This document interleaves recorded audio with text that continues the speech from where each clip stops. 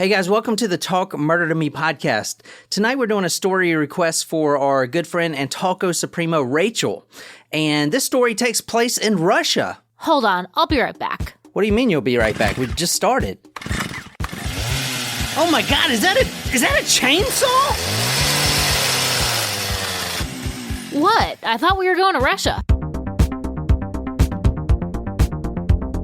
I feel like Black Friday this year started 3 fucking months ago. They start sooner every year. Like we already sent catalogs out last month about the deals that they're going to have. And it starts like immediately, right? You know, No, like but they've been advertising. They do the deals all month long, like really. pre Black Friday. They should just make November the Black Friday month. I know, because it's like, do you wait until Black Friday to shop? Do you wait until Cyber Monday? What do you do? Cyber Monday, yeah. It's Sunday, all the Sunday. same, I think. Yeah. I just Honestly, don't know. just do it all on Amazon and do it all on Etsy. I know. You know, my mom is not shopping Amazon anymore. She's boycotted. She's boycotting it, yeah. I bet you it's probably on my dad's boycott So list. basically, our Christmas presents are going to suck this year. She can buy them on Etsy. I bought all their presents on Etsy. I do like Etsy. Lots of cool comments on the blog. Lots of requests in a race to 300. I have a new request From yourself? from Ken Jollins. Well, you're not going to win. All right, let me see. Nanya. Like Nanya B. Yeah, Nanya Is that your Business. name? Nanya Nanya Business. Business? Is it Nanya? Is it spelled N-U-N-A? No, it's Nonnya. Nunya. Oh, no. Nunya B. She says, hi. What would you... and this is on the Mary Bell case. I like that case. I think I did a pretty decent job with that Yeah, one. I'd say so. Hi, what would you think about the comparison between Gypsy Rose and this case? I understand there's an age difference, but with regards to taking into account the abusive background, even though it was presented in the Gypsy Rose case, I think the jury doesn't understand this kind of abuse. I think the sentencing was too harsh. Are you talking about the Gypsy case? Because I definitely think that was too harsh. I think she's referring to this one. Which, this one? Yeah. yeah. Hold on a second. It's a really interesting question. Wait, I have been with you since the beginning. Y'all are excellent. I gained a lot of respect when you did The Man Kept Alive After Radiation. Jen, you are my favorite. Oh. Aw, Thanks, that Nanya. was a great case. Yeah, it was one of my favorite cases. Yeah, that was a great one. Yeah, Straight off the bone. yeah. That was a crazy case. I don't know. I don't know if I think it's similar. I don't think enough it's similar. to. Well, I mean, there's so many cases, though, where like a child has a very poor upbringing. because remember, Gypsy Rose didn't actually kill her mama. True. Her boyfriend did. True. I don't know. That's a good question, though. Definitely worth pondering. Yeah. I haven't thought about Gypsy Rose in a while. I gotta write her a letter. Oh, Katie wants to come see us and do a haunted tour. Oh yeah, she's from Savannah, or they were living in Savannah for a while. Oh, that's awesome. Yes, we would do a haunted tour, but not the jail. We already did that one, and also Oh God, Jen. We can do the other tour. or the Oh. graveyard tour. Jen likes to get touched by ghosts when we're on a ghost tour. Patrick Swayze comes up behind First her, of all- starts making a pot. First of all, it was my foot, the same foot that this table fell on about half an hour ago. And second She's of all, it was real. Okay, There were literally 50 people on the tour, and she's the only one that gets Everyone's touched. like, okay, Jen. Yeah. that's not Jen. what happened. You guys, oh my gosh, it happened. I know what happened. I know it happened. I saw the rat run across your foot. I mean, the gel It was a is cord. It was a cord. the gel was is a 200 cord. years old. Lola says, as a born and bred scoozer, this brings back memories of John Venables and Robert Thompson. Robert Thompson, isn't that the blues guy at the Crossroads? No, that's Robert Johnson. Never mind. You know, the Crossroads, the blue, he Yeah. sold his soul to the devil. Wait, no, I don't think that was his name. Robert Johnson, yeah. Oh, Wasn't it? I don't think so. But I know who you're don't talking know. about. There was a documentary. It was animated. It was Yeah. really cool. Yeah. I remember the case so clearly, even though I was only a child myself at the time. Oh, an older listener. That's good. But everything changed after that. There was life before James Bulger. James Bulger, thanks for mentioning that. James Bulger was the case that I was talking about during the Mary Bell. Whitey Bulger? That was just gonna say, we put Whitey Bulger on our request list? No, so James Bulger was. Do you remember in the Mary Bell case, I said something about these two kids killed another kid? Yes. And I don't know the story, so I'm not even sure that's 100% correct. But that kid's name was James Bulger. So Mary Bell's sentence was a lot harsher because that was on everyone's mind. That's the thinking. Anyway, there was a life before James Bulger and a completely different kind of one after him. My mom, I like that. My mom. Mom. We call mums pumpkins here, don't we? No. Mum is a flower. Oh, I thought mom is a was flower, pumpkin. but mom is the British term of endearment. No, I for know. Mother. My mom would not let me. Sorry, I just in my head I'm like, is MILF mom? I'd like to. I'm sorry. Why is it the first Wow, thing? you like couldn't move on from that thought. It's just Mom, I'd like to fly. Anyway. I'm still waking up. All right, let me see.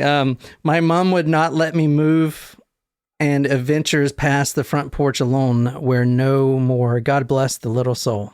Or his little soul. Here, you go ahead and say something. I'm going to read a few more.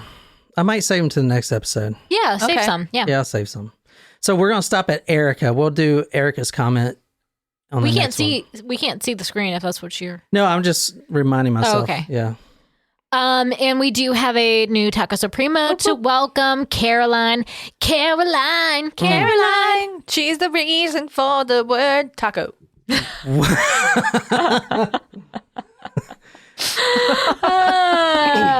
So actually, it's perfect that Katie's joined us on live chat because she is our dedication for our surprise shot today. All right. Thank you, Katie and Christopher.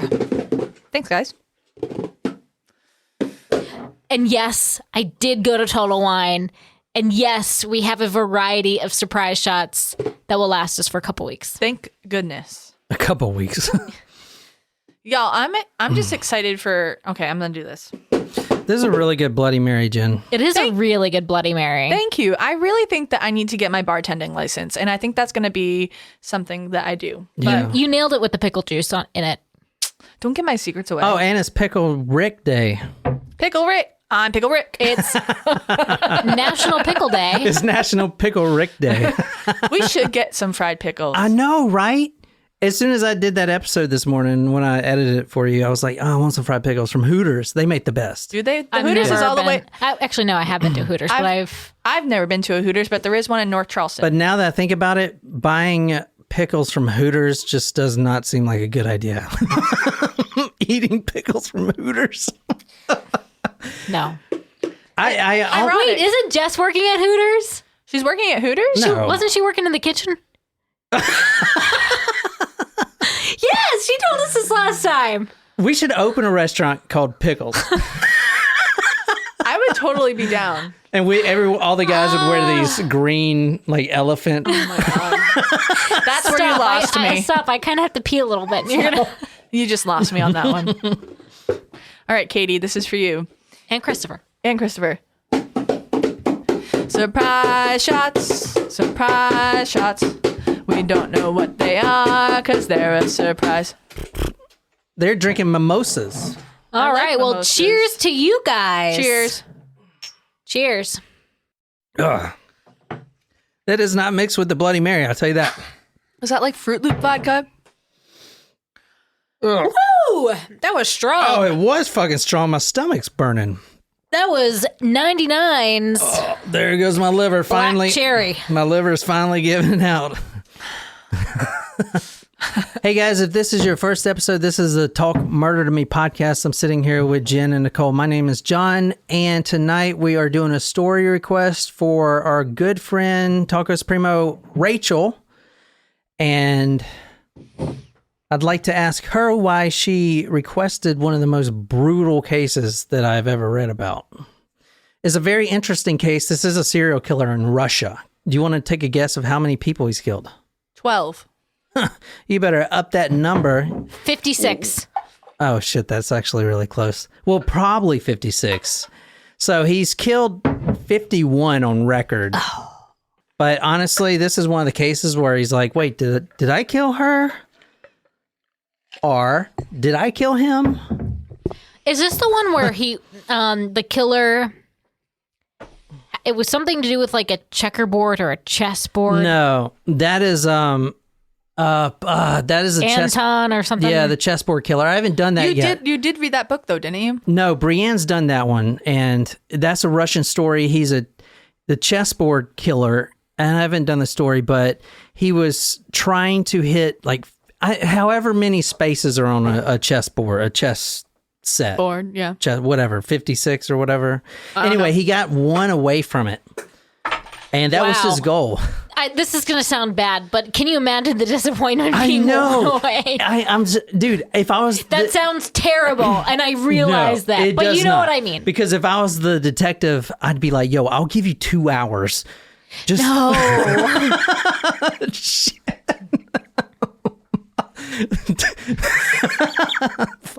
But I guess it's like the sweet satisfaction of catching the killer before he reaches his ultimate goal. Yeah. Let me think about it that way. Yeah. Let me like flip that to make myself sound a whole lot better. But what if he's then like, oh, you thought you caught me before, and then he kills himself. Oh, shit. Twist. That's the way to do it. Oh, you know I wouldn't feel guilty if he killed himself. Let me shout out. But that's a little bit of a mix because he achieves his goal. If his last word was checkmate. Checkmate, motherfucker. Damn.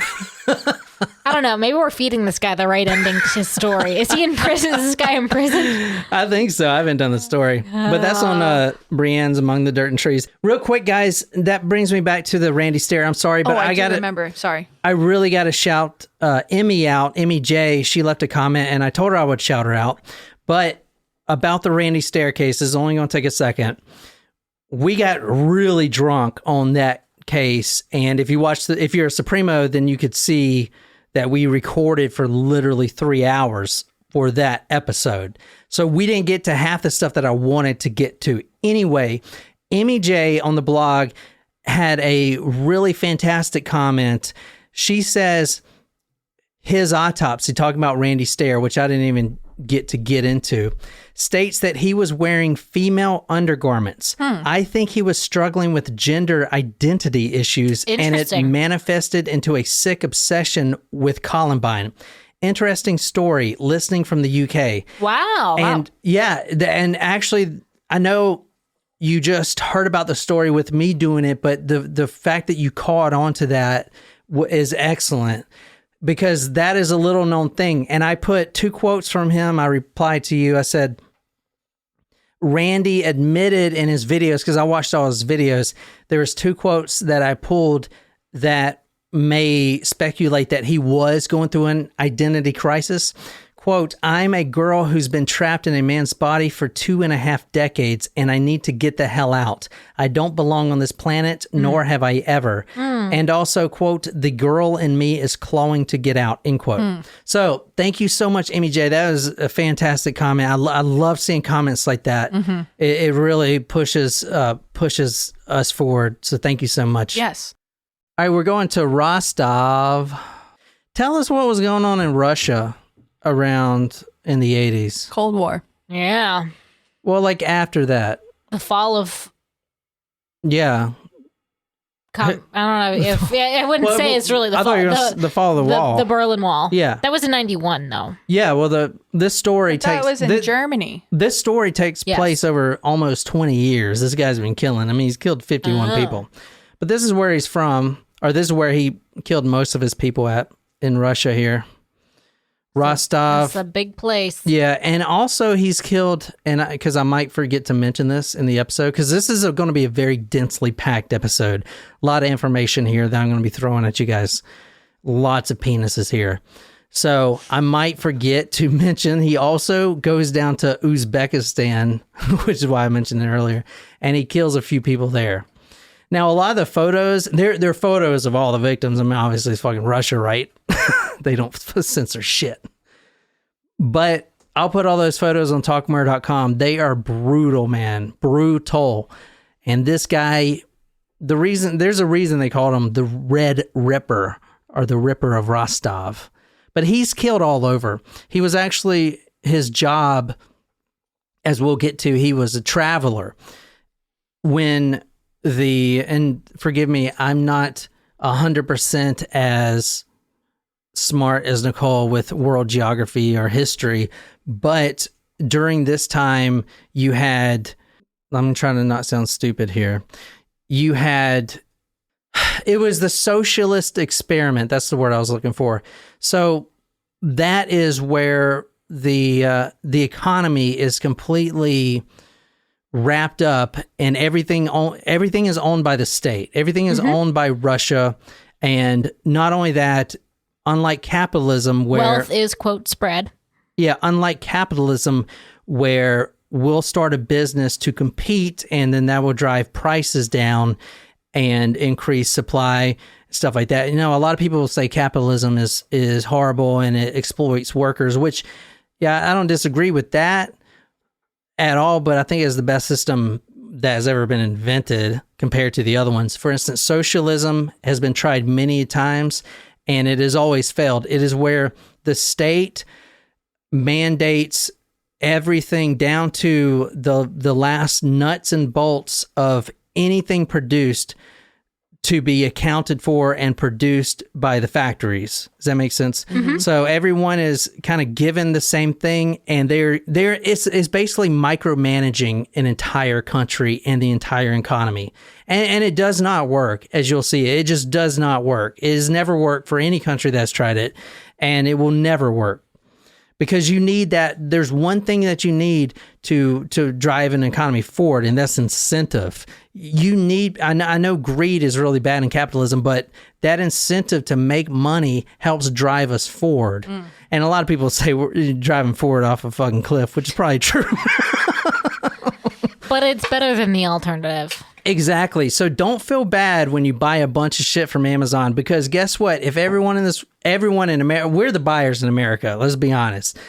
Everyone in other countries, they're making shit so we can buy. If we stop buying, we go backwards, and we don't want to go backwards. You know what I'm saying? We go backwards. We need to keep this fucking this boat going now. It's too late to jump off ship. If we stop buying, that's when you have deflation of the monetary, the economy whatsoever. Mm-hmm. Everyone loses their job. Like it's just go into another depression. Yeah, exactly. So that's where we're at now. Anyway, sorry. So I think I shared with you. So one of my favorite classes I ever took in college was politics of Russia, and there were a couple of professors that I took every semester. I had a class with two of the same professors because they were awesome.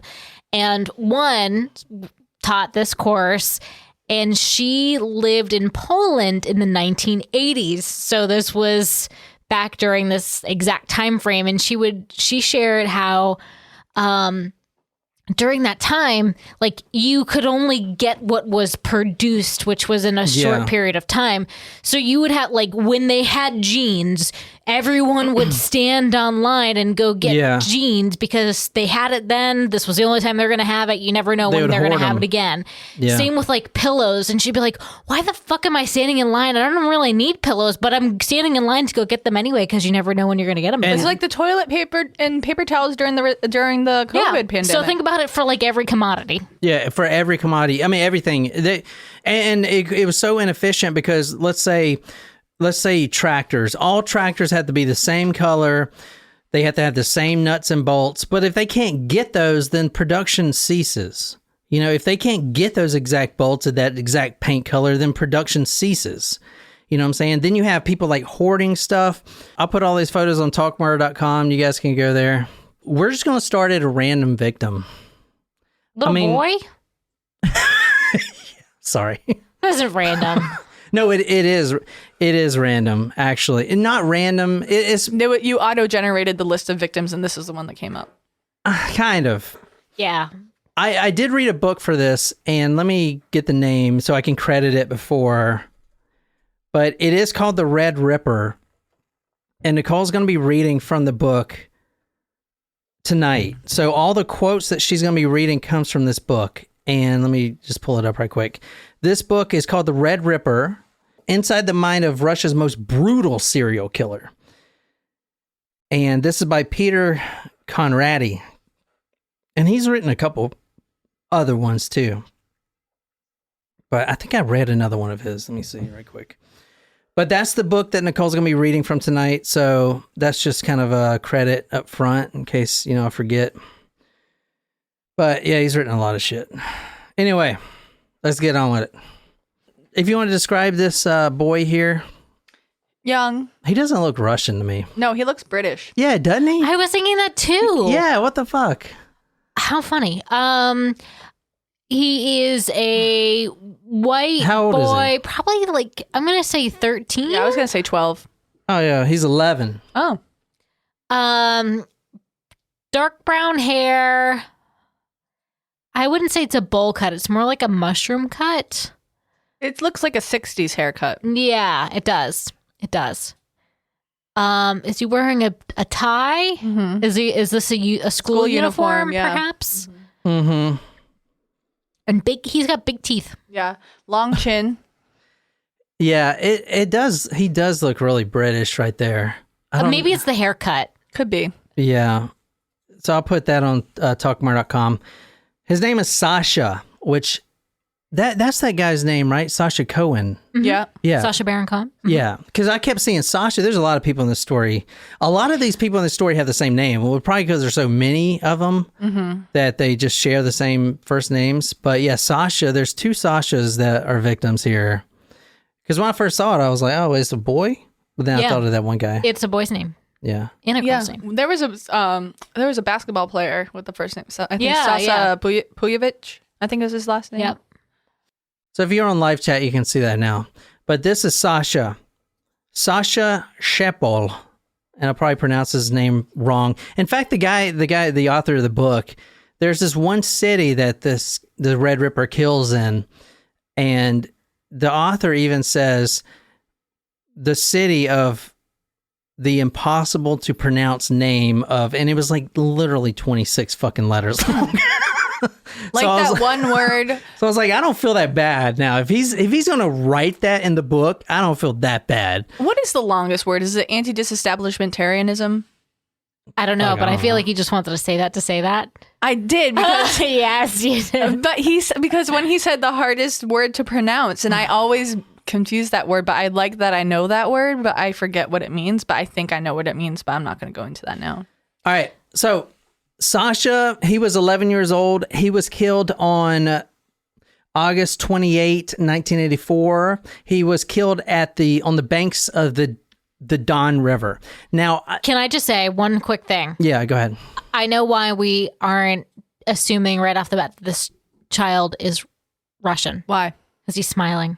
Oh, I thought you were going to say because he's not drunk and wobbling around. It's because he's got a big smile. In Russia, so this is another tidbit from my classes, it is not common to smile. In fact, in Russia, it is or in communist countries, it was frequently a solicitation of sex. So when McDonald's first came shut up, John. to Russia, She was smiling at Jen. So when McDonald's first came to the Soviet Union, you like serve your meal with a smile, that's part of the slogan. So people would be like super uncomfortable having people smile at them who are working when they were getting their food. They were probably uncomfortable smiling at them. Yes, because they're like, "Are you giving me sex or a Happy Meal, or is that one and the same?" Yes, I would say, does this come with an out behind the dumpster? What do you mean by Happy Meal? All right. A happy ending meal? Nicole, tell us in this time, so he killed from 1978 till 1994. Wow. How did Russia let a serial killer go on for this long? There's one thing. The same way that the BTK wasn't caught and he had a resurgence? No. But there's one thing maybe Nicole knows. It's called glasnost. GLASNOST. Do you know what that? Have you ever heard of that? Yes. What is it? That is the reason this guy killed over 50 people. She's heard of it. She can't remember what it means. Glasnost. It was a Gorbachev policy. Kyle. Oh, Okay. I do know it. But Think about the reason. All right, think about how someone would kill over 50 people. Like, what would make that possible that he didn't get caught? And it might be kind of a stretch, but this is the reason that they didn't catch him sooner, because there was no public outcry. Why was there no public outcry? Because they weren't allowed to? Because people were silenced. People didn't know. Why didn't people know that there was a serial killer that killed News. Because Something about the news. Yeah, because they're controlling the news. There you go. So, Glasnost, you got to say it like, what's that guy's name? I don't know. Glasnost. Oh, that was perfect. That actor. Glasnost. Sean Connery. Sean Connery.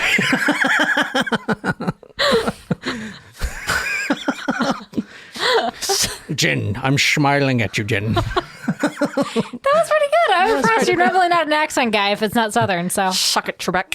Suck it. Oh, rest in peace. Yeah, he died last year.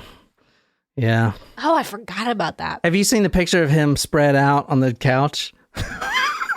You haven't seen that? No. Are you talking about Burt Reynolds? Yes, dude. This is famous. I thought that's Burt Reynolds. That's two different people. No, Burt Reynolds is famous centerfold picture. Yeah. Yeah, we're talking about Sean Connery. Those are two different people. Oh, yeah, but that's Burt Reynolds.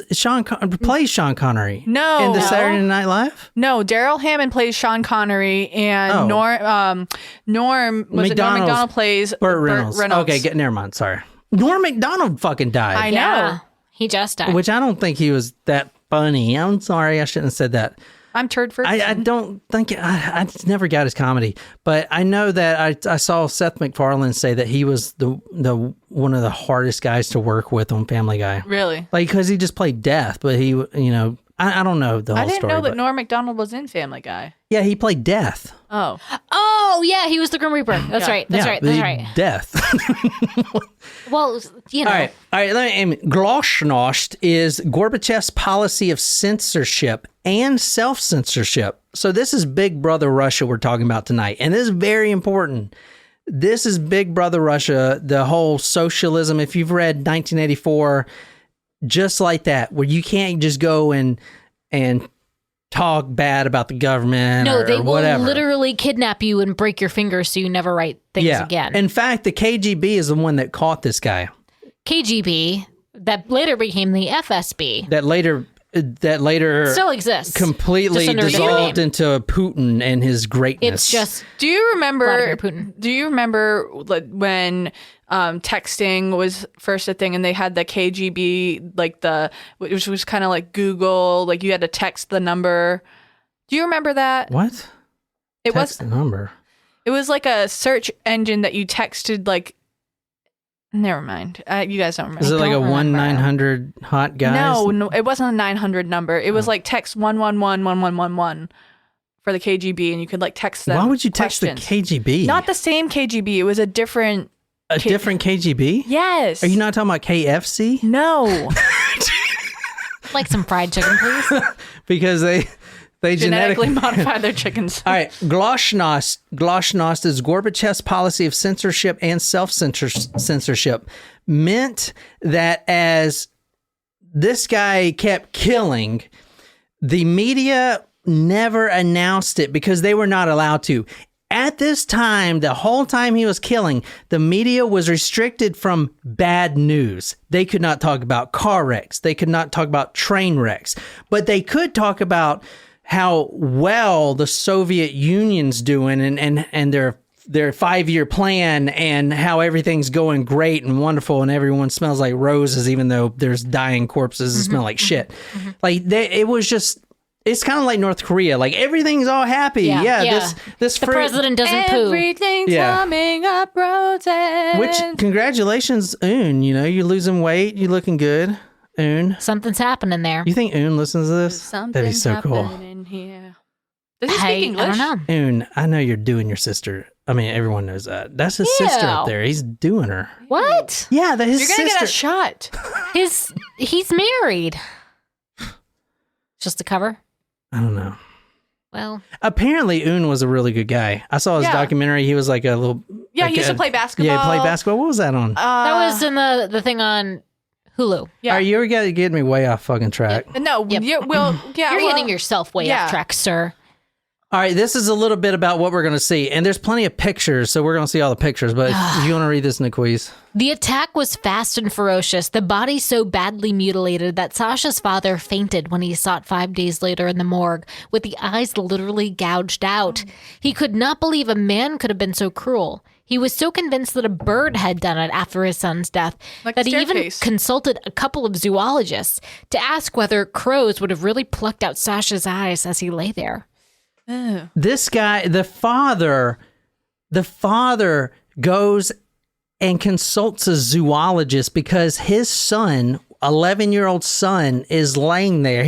All these bodies were found weeks after because it's Russia, obviously. It's like cold and no one wants to be out and everyone's drunk. Literally everyone's fucking drunk. Yeah. So, and he talks about in this story, everyone...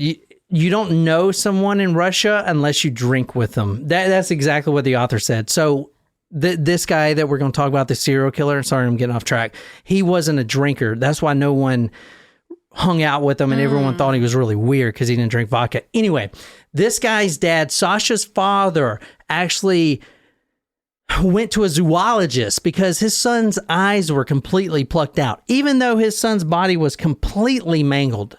Almost beyond recognition. So this is just a little taste of what we're getting into tonight. Getting your feet wet a little bit. This is a very extremely brutal story. It's a very interesting story, but it's extremely brutal. And there's a lot of photos, and they're fucking gross, man. I'm just saying. Anyway, let's freaking get on with it. Here's some more victims. You want to describe these two ladies? One looks older, maybe late teens or 20s. And then the one next to it looks like a little girl. Like 4 years old.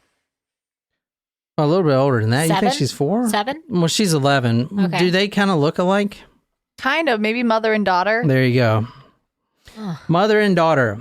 And I'm sorry, I'm going to put the translations in here like I usually do. It's people pronouncing it. But who you're looking at now is Tatiana, which there's a lot of Tatianas in this case. Yep.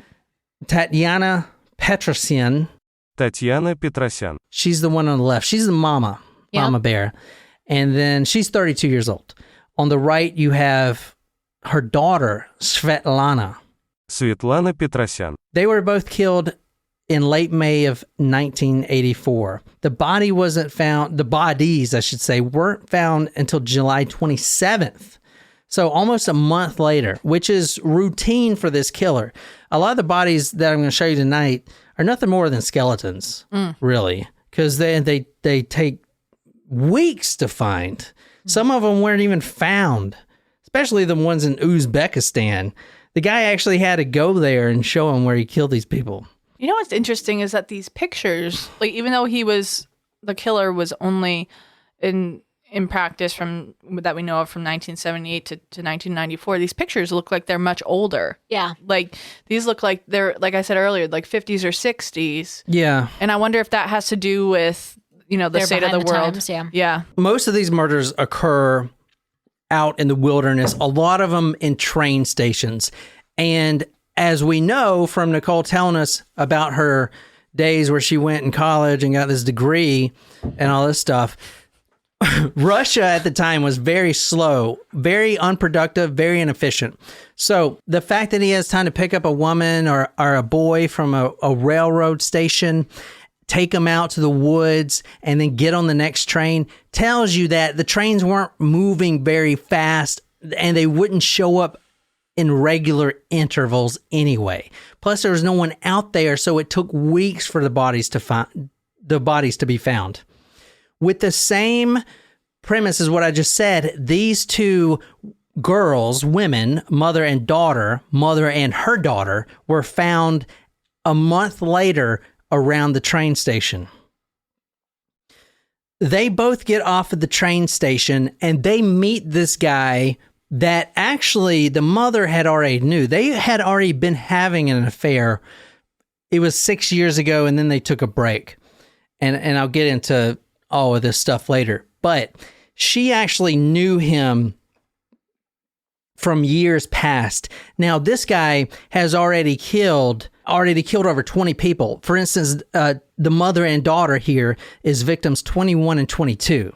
So he's already been killing. But he did have a stint with this woman in the years past. So at the train station, they run into each other again, and they, decide to have a little romantic rendezvous. Well, her daughter is with her.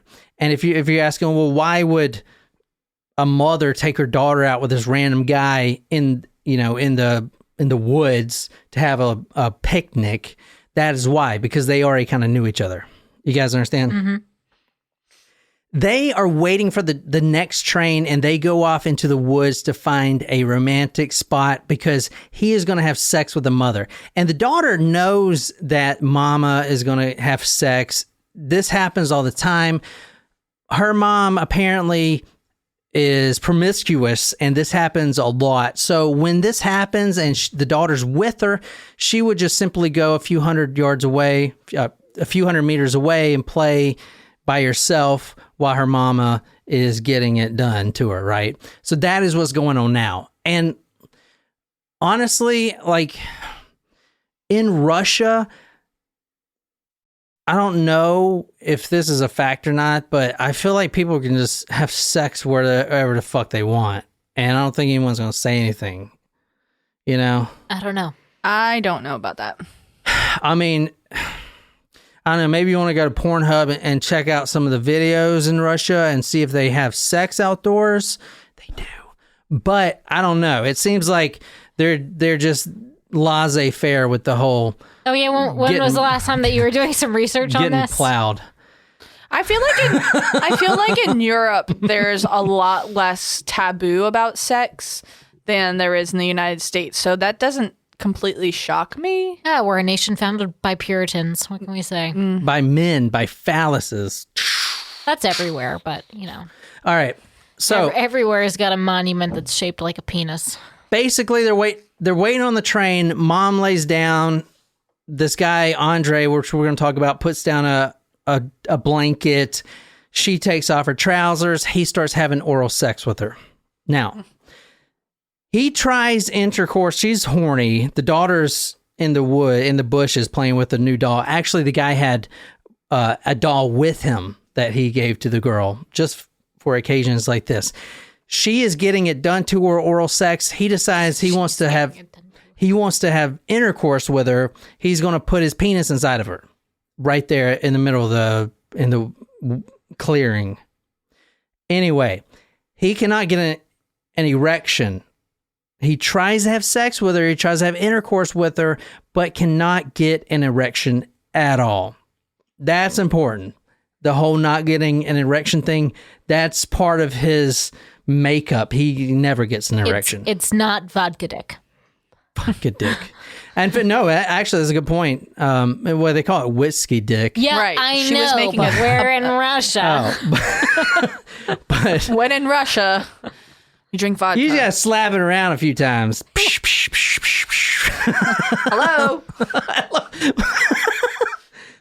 Oh, shit. Is this thing on? Ow, don't. You gonna hit it like that? I don't know. Wake it up. Hello? Oh, my eye. What the fuck is that? So Andrei, the killer, could not get an erection. And then the mother says, quote, "You call yourself a real man?" Oh. End quote. Reaching into his bag, he produced a long, sharp kitchen knife, and before Petrosen knew what was happening, he plunged it into the side of her head. The whole forest shook with her scream, but he didn't stop. As the blood and her suffering finally gave him the sexual satisfaction he craved, he produced a hammer and began pounding her with it. Oh, no. So, I mean, think about it. They were about to have sex. She says, "You call yourself a man?" I mean, who else is there? The daughter can hear this. There's no one else around.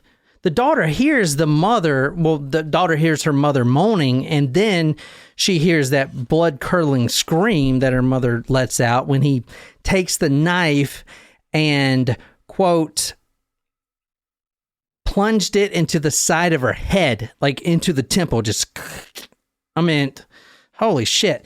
She started screaming at that point. He takes a hammer. He just has a bag. I'll show you the bag he carries. It's like a little satchel? Satchel. He's a little satchel. Takes out the hammer and just starts beating her with it. She's dead. Obviously, the daughter, Svetlana, runs back, sees her dead mother, and then she bolts. And this is from the book. It says, quote, there was no sign of the kindly uncle whom she had been riding on the train. In his place was a wild animal. In a scene straight out of a horror movie, he was running stark naked through the forest towards her with a knife in his hand. Oh my gosh. He takes the knife and he stabs the little girl. Now think about it. That knife still has mama's blood on it. So he is stabbing the little 11-year-old girl, her daughter, with the same knife that he used to kill the mother, with the same blood on it. I mean, that's just fucked up, right? And then after that, he, quote, sent a shower of hammer blows down on her, end quote. It took 3 or 4 weeks to discover the bodies at all. In fact, they weren't even reported. Complaints of an unpleasant smell, that smell of rotting human flesh, is what gave it away by a local train rider. And there was one other really detail, and this is going to get more into the future killings because they get more brutal. There's escalation, right? We talked about this before, where a serial killer will kind of try things out, and then after murder, he gets better at it, and he kind of crafts his work, if you will, and he gets more brutal usually. And that's what is happening now. So now we're right in the middle of his murder spree. So this is the first time that he severs the little girl's head and tosses it into the bush. Now this is the actual skull. If you want to look at that skull right there. Oh my gosh. That's terrible. Dude, I mean, there's just a gaping hole in it. Jesus Christ. Oh my God. It almost looks like there's a little animal inside of it. Yeah. Do you see that? Oh, really? Look. Oh, shit. That's fucked. Think there is? I think it's just No. matter. Dude, you could see, look at the very top right of that skull. It looks like a hammer hit right at that spot. You know how it didn't break oh my God. I mean, look at that. Describe what you're seeing to everyone listening. I mean, there's just a huge hole in the side of the head. Yeah, so there... And it's not a perfect circle either. What we're looking at is a human skull. This is of the little girl. And, I mean, it's a side profile of the skull. And the right side... I think that's the right side, right? Yes. The right side, where the right ear would be, is completely gone up to the top of the crown of her head, all the way down past her where her ear would be. It's a huge hole. I think the hole probably makes up 40% of the skull, at least. That is huge. That's hammer. That's a hammer right there, dude. But you could see right there how brutal this guy is. And this is kill 21, 22. He ain't even halfway there. You're going to see some shit tonight. I don't know how else to react. It's fucked, man. I mean, what do you think this guy looks like?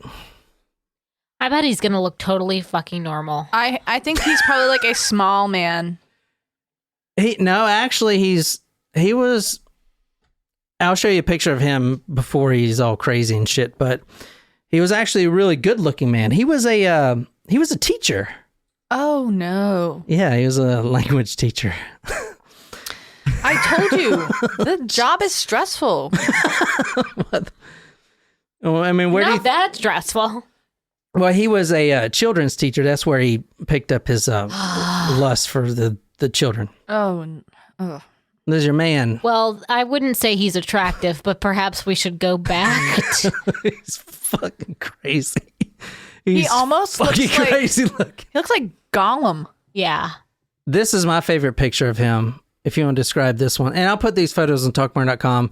We're looking at the guy, Andrei Chikatilo. Андрей Романович Чикатило. He Russian, bald, right there. I think he's like 56. He's wearing an Olympic shirt. He's smiling. He looks like he's having a good time. And if you want to describe this photo, this is my favorite one of him.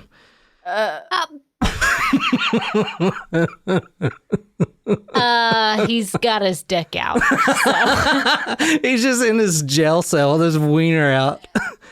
Is that the jailhouse uniform? Yeah. Look, he's behind bars. No, he's wearing that same shirt from the last photo. He is. Is it? Yes. This was during an interview. So I guess at the end, he's like, oh, did you want to see my penis? The guy's like, what? Hello. Look at him. He's just like nonchalant. Like, did you want a profile on my penis? This is front page news. Holy shit. This is Glasnost right here. He's a shower, not a grower. See, I'm a grower, not a shower. So mine looks small, but it gets a little bigger. I don't think anybody wants to hear anything about your penis. That hasn't stopped him before. No. All right, let's get through his. Can you please take his penis off the screen? Yeah, I don't want to look at this. All right, fuck it. Oh my God. All right. Story. All right, let's barrel through his childhood. Barrel through in it right now. All right, this guy known as the Red Ripper, he was born the 16th of October, 1936. He was born in Yablachnoy, Яблокной. which means apple. I guess they would name, at the time, they would name cities in Russia after things that they could not grow because of the inefficiency of the fucking Socialist Party. I thought it was the Communist Party. Yeah. His father, Roman, which is Roman, the guy off Secession, which is a great show. Yep. Kieran Culkin just hosted Saturday Night Live last week. Oh. He's a good actor, man. I love that show. That's a great show. It's a great show. I know you guys are barreling through right now. Yep. No, we're not, because somebody didn't tell us all the episodes were out. I thought all the episodes were out, now so we now we have to wait. All right, this is Andrei the Red Ripper, born October 16th, 1936. His father was a collective farm laborer. So when the communist, and guys, I'm sorry if I get the word communist and socialist mixed up. This guy was in the Communist Party. I do know that, but was Russia not going through socialism? Can you explain the difference real quick? Or is that like not a quick thing to explain? Okay, so socialism is on the very, very, very, very, very far left of the spectrum. Socialism, communism. Yeah. Which is like everyone gets equal pay. Both of them are on the left side of the spectrum, so they have a lot of similarities. What's the big difference? Okay, so if I say one or the other, forgive me. I'm sorry. I'm a capitalist motherfucker. They're communist. Yeah. Just go with communism. So the father was a collective farm laborer named Roman. A little real quick about the collective farm laborers. The state owned all the farms. They were actually privately owned at one point before communism came, and then the state repossesses all the land. And now it's some system where you work on the farm and you make money. It's not actually, the state owns everything, which means everyone owns everything, if you want to believe that. But you're actually working farming to produce for Russia, for Mother Russia. However, that doesn't fucking work, right? Because you have some farmers going ham, hard as a motherfucker, working their asses off, and then some not doing shit. You know what I'm saying? I didn't know that's what that stood for. Yeah. Whoa. I didn't either. Handy as... Because I feel like I've heard more whole hog versus ham. Whole hog, different expression. Like I hear that more often. Whole like hog means like raw dog. Ew. Raw dog and whole hog. Okay, it's time for some more Bloody Mary. You know, when your cousin Nope, comes over. can I'm you just kidding. stop? I gotta cut that because I got some cousins, Yeah, you do got cousins. and we're trying to keep things on the DL. We should go to Lewis. We haven't been there in a I long know. time. We should go next week on my mom. Father was a collective farm laborer before he got picked up drafted for the military service, trying to stop this guy. I don't know, Adolf something. And when he actually joined the Red Army in 1941, after Hitler decided to invade Russia. He fights Hitler and was captured as a POW. He was saved by Americans in 1945. He was in a concentration camp. Couldn't find out which one. I guess I didn't realize that Russia was trying to fight against the Nazi Party and then got taken over.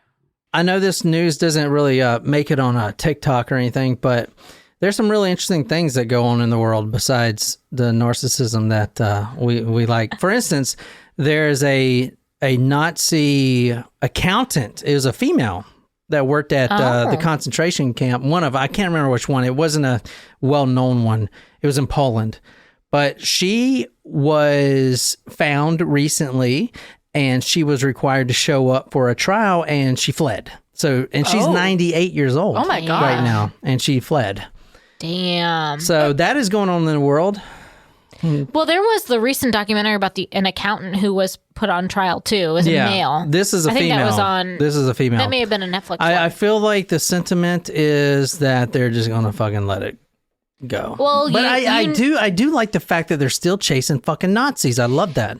I wanna do, but it's symbolic Yeah, at this I point. know. It's very frustrating because when I did that Colonia Dignidad podcast, and I didn't realize how few Nazis were actually prosecuted after. I mean, sure, there's the Nuremberg trials, but there were only like 120 Nazis that were prosecuted from that. So Andrei here, he grew up in the famine. There was a huge famine in Russia, kind of like the Great Leap Forward for China. It was almost the same. This socialism system that I was talking about, the communism system where they all produce for the state, doesn't work. Famines often occur during that. But it's kind of interesting because everyone is, I don't know about now, but everyone at the time was required, even on this story, to show up in the fields, no matter how old or young you are, to bring in the harvest. I feel like Americans are like, what? Bring in the fucking harvest? We just go to Harris Teeter. You know what I'm saying? But they actually had to go cut down the crops and all this stuff. Like everyone as a collective, you know what I'm saying? He was a shy, quiet boy, and he was always very secretive, which I feel like a lot of people were secretive in that state at the time. But for instance, he didn't want his peers to know that he still wet his bed until the age of 12. Bedwater. I don't know if he was molested or not. I don't think so. I know he had a huge disdain and hatred. He was livid about his father, hated his father, even though his father was a decorated war hero. But as I was doing my research, if you go and to join the Red Army and you are captured as a POW, don't come back alive. That means that you are cooperating or whatever. This is Big Brother Russia. Like, no secrets, shut the fuck up type of shit. So when he came back, he was actually looked down on for being a POW because he survived. He lived. If he died in war, Andrei, the Red Ripper here, Andrei would have grown up differently. He would have been respected in school, not looked down on. Oh, your father is Not that he actually did share anything, but that was just the perception. Yeah, that was the perception at the time, and probably still is. Let's be honest. But the whole Big Brother thing, if you get caught in war, fucking kill yourself, man. Like the Japanese used to do. Kamikaze. They don't fucking do that shit anymore. They should though. That shit was badass. No, you need to bring that shit that's the fuck terrible. back. So you know what's interesting is that No, I'm talking about like when the Japanese used to go to war, the mother. And this is from some book I read. The mother had given one of her son, 15-year-old son, a sword and said, "Don't come back if you get caught. Kill yourself with this." That is fucking hardcore shit. They're all about like pride and honor and stuff. yeah, I don't necessarily agree with that though. I think there's Well, you never fought a war. I mean, there are some amazing stories about people who have been POWs, like guys are fucking pussies. John McCain. Yeah, John McCain. And you have the I can't remember his name, but Unbroken. He was a prisoner of war and had an amazing success story. Really? Yeah, he was a prisoner of war. The movie, the guy they made the movie about the runner. Yeah. I remember he was in a Japanese concentration. I didn't watch the movie. Reporter? No.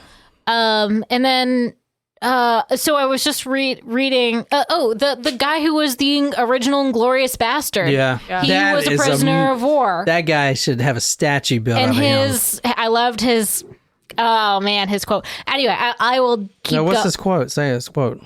So he was a prisoner of war after when he was captured. And it's a very different story from the actual Inglorious Bastards. Yeah, but essentially, he was a prisoner of war for a time, and he negotiated a deal that was for a surrender of one city right before the war ended.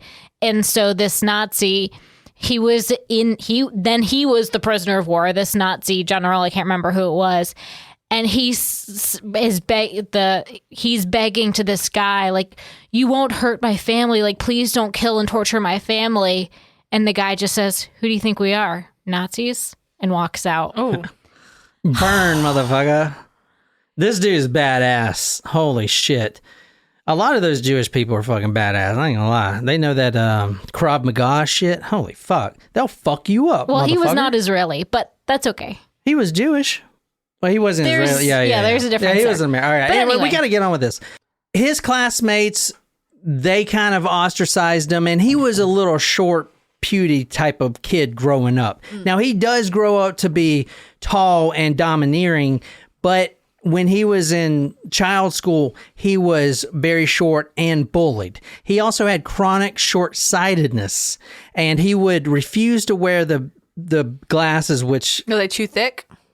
Well, he didn't want to be called Four Eyes and stuff like that. Plus, not only that, in Russia at the time, no one had glasses because no one could afford them because the factories didn't make enough of them. Type of shit I talked about earlier. But he would try to hide the fact that he couldn't see even the classroom board in front of him or whatever. And he was really self-conscious about that. So he wouldn't tell anyone. The students actually started calling him Baba, B-A-B-A, which is a slang for a woman, which means he actually, as a child, had breast. Interesting, because that's a term for a Jewish grandfather. Baba? Isn't it? I don't think so. Maybe I'm wrong. What am I thinking? You thinking of Bubby? Maybe. Quote. That's grandmother. Yeah. Okay. Quote, at school, I was an object of ridicule and could not defend myself, he later wrote. If I didn't have a pen or ink, I would used to sit and cry, end quote.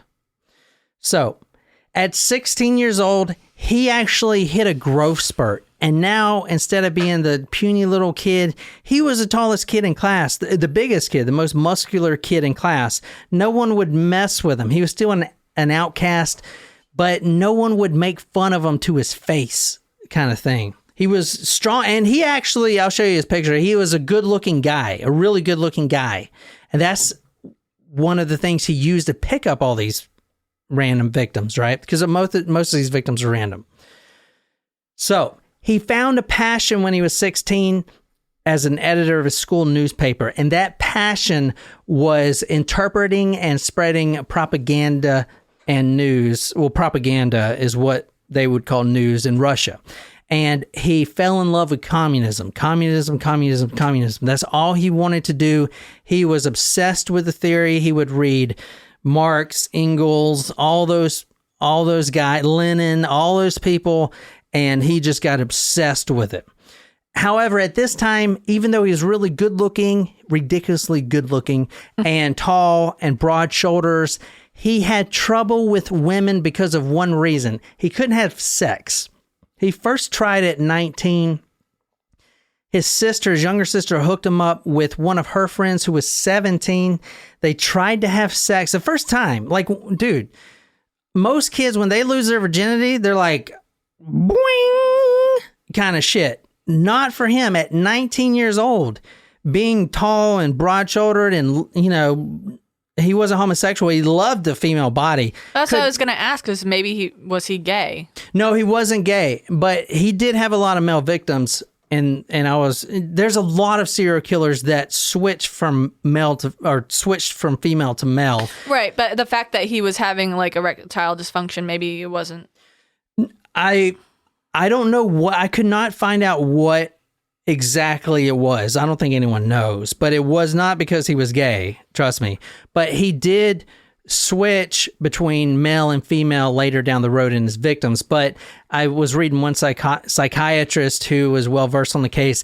He was talking about that's more of a domineering thing. Mm-hmm. He was the domineering role, raping and killing females. Now he wants to try to flirt with switching the role, like maybe pick up males. Kind of, it's I don't know if I buy all that, but that's the reason that serial killers like him do that, apparently. Anyway, but no, that's a good question.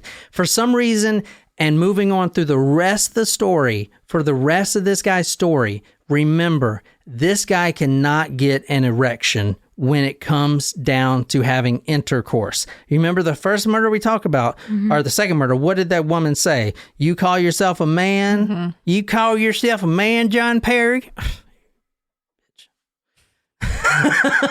Shit. He could not get an erection. Never. At night, if you can't get an erection at 19, something is seriously wrong. You should have fucking, what's the words? Young, dumb, and full of cum.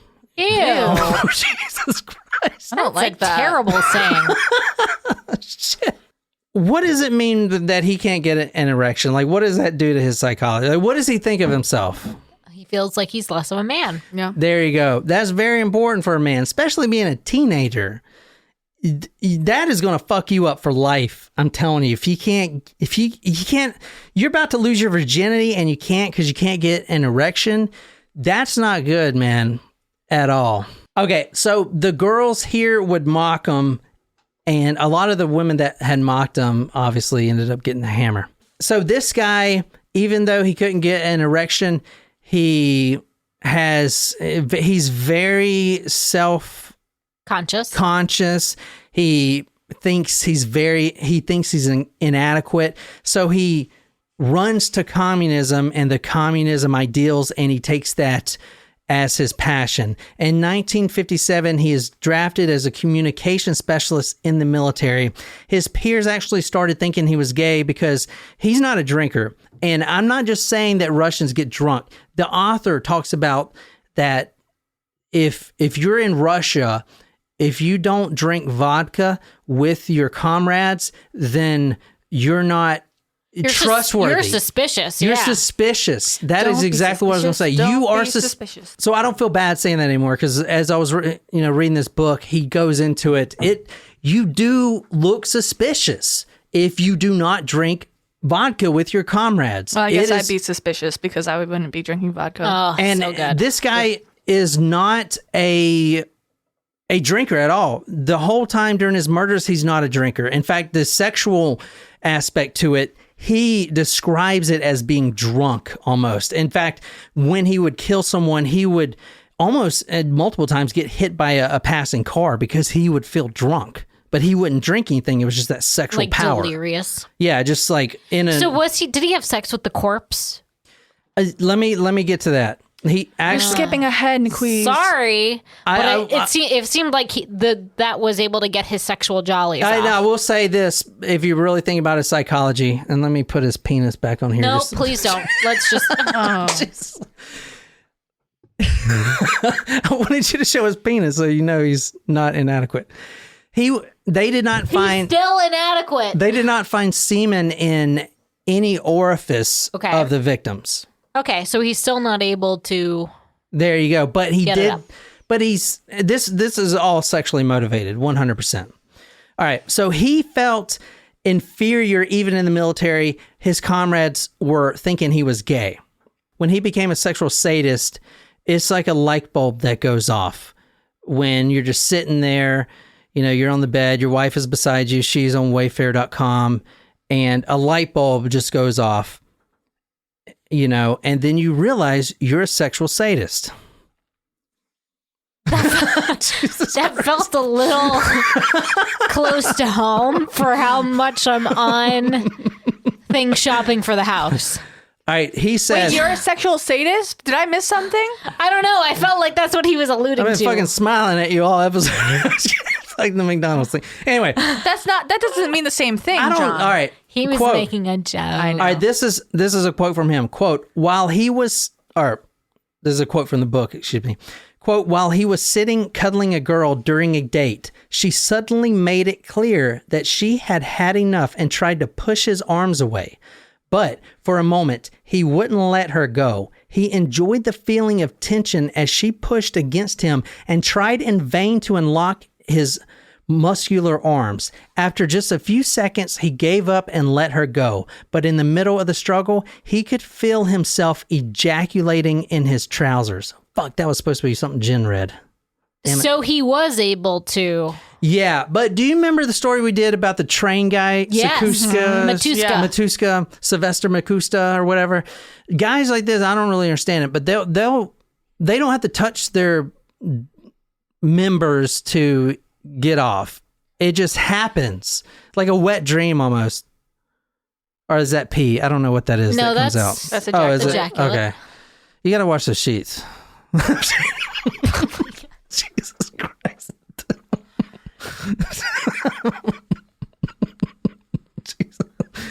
I'm so sorry to all of my coworkers who listen to this. This first date where he was at, where she was trying to get away from him and he wouldn't let her go. And just it was a few seconds, then he gets off. That point is when he's like, oh, wait, I don't like intercourse or whatever. I like the domineering part of it. I like when they're struggling. And he's actually going to refine that, because that specifically is not the real one. There's an actual thing that he likes that gets him off. I've never heard of it before. It's very specific. All right, guys, we are going to cut it here for today. We'll release part 2 of the episode tomorrow. This episode got a little longer than expected, but on tomorrow's episode, part 2, John is going to go through all of the murders in depth. It's super gruesome, so be sure to stay tuned, and thanks for listening.